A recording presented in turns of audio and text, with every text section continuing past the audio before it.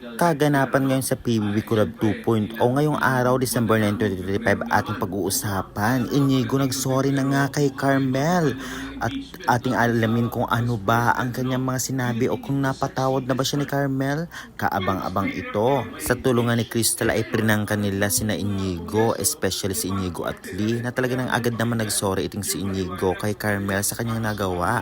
Alam naman natin itong dalawang ito ay magka-close din kahit papano, ngunit talagang na bad trip lang sa joke. Sili agad naman nagsorry sa dalawa at talagang naiyak-iyak ito dahil sa paghingi ng tawad sa mga girls. At nagsabi rin na hindi niya nauulitin ang mga ganong jokes. Kaya naman syempre, anong masasabi ninyo dito kay Lee sa kanyang paghingi ng tawad? Pa-comment nga. At syempre magaganap ang talk show kung saan tatanungin itong si Shuvi, ang host, ang mga boys at girls na mga talagang nakaka-intrigang mga question. Kaya kaabang-abang din ito dahil sasagutin ito ng mga housemates. At ano kaya ang magiging result ng talk show na ito? Kaabang-abang ito guys. Kaya syempre bago ang lahat ay mag-subscribe na sa aking channel dahil nga nag-a-update ako lagi ng mga PBB 2.0 updates. Maraming salamat.